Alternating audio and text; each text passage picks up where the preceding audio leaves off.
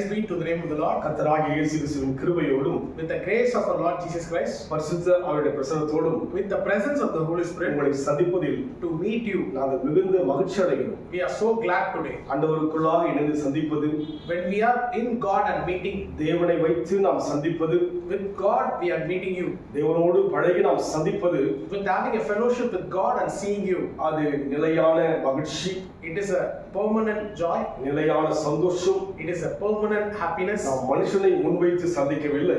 We are not meeting by any man. உலகத்தை உண்டாக்கின, The one who created the world, நமக்காக பூமியில் கடந்து வந்து, the one who came down for us, நமக்காக வாழ்ந்து, lived for us, மரித்து, died for us, உயிர் தெழுந்து, resurrected for us. இன்றைக்கு உயிருள்ள தேவனை முன்வைத்து உங்களோட பேசிக் கொண்டிருக்கிறோம். Today the God who is living forever, through him we are talking to you. அதனால் நம்முடைய மகிழ்ச்சி ஒருவராலும் எடுக்க முடியாது. So no one can able to take this joy from us. ஏனென்றால் தேவன் வல்லமை உள்ளவர், Reason, our God is a mighty God. ஜீவன் உள்ளவர், He lives forever. உலகத்தில் இருக்கிற எல்லாவற்றுக்கும் அதிகாரம் உள்ளவர். He has the authority over everything in this world. அதே வண்ணமாக Like the same manner, உங்களோடும் கூட with you, தேவ கிருபையும் God's grace, தேவனுடைய அபிஷேகமும் God's anointing ஆட்கொண்டே இருக்கிறது. is always surrounding you. அதுவே நம் வாழ்க்கையில் அதிசயம். That is a miracle in our life. நாம் தியானித்த வண்ணமாக As we meditate on yesterday, சிலுவையை அனுதினமும் சுமக்கும்படியாக தியானித்தோம். we meditated to take the cross daily. பின்பற்றி வருவென்று சொன்னவனை அழைத்த போது, When the one who followed him, he mentioned, ஏதோ ஒன்றை முன்பாக வைத்து he kept something.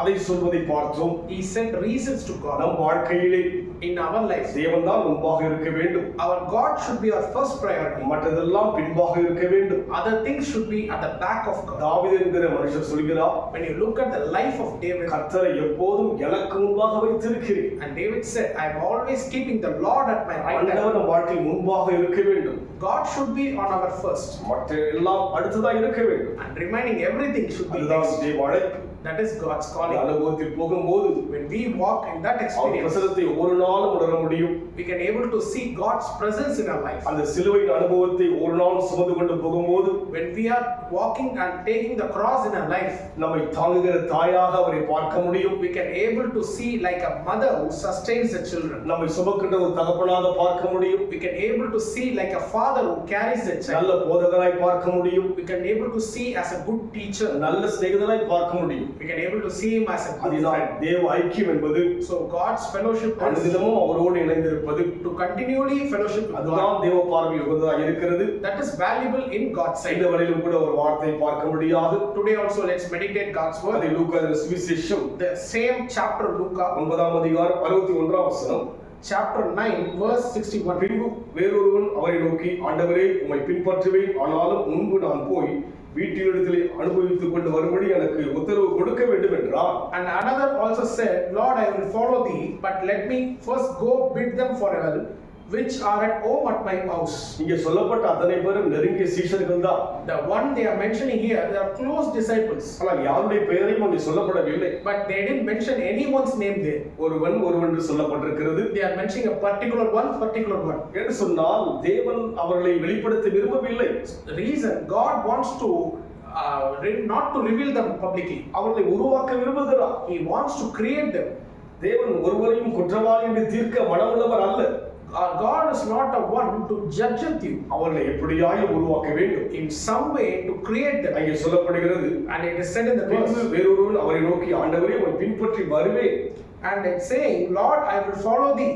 ரொம்ப நெருங்கி வருகிறவரை போல இந்த மனிதனை பார்க்கிறோம், சீஷனை பார்க்கிறோம். We can able to see a disciple looks like coming very close to God. அவர் பெயர் சொல்லப்படாவிட்டாலும் கூட, Even though his name was not mentioned பின்பற்றி here, வருகிற அனுபவத்துக்குள் வந்தாலும் கூட, even though he came in an experience of following, ஆனாலும் அவர் என்ன சொல்லுகிறார்? and what he is saying, முன்பு நான் போய் வீட்டில் இருக்கிறதிலே அனுபவித்துக் கொண்டு வரும்படி என்று சொல்லுகிறார். but let me first go bid them farewell, which are at home at my house. இன்றைக்கு நெருங்கிய தேவஜனங்கள் வாழ்க்கையிலே, when you look at God's people life, நம் வாழ்க்கையை தூரமாக்க விரும்புகிறோம்.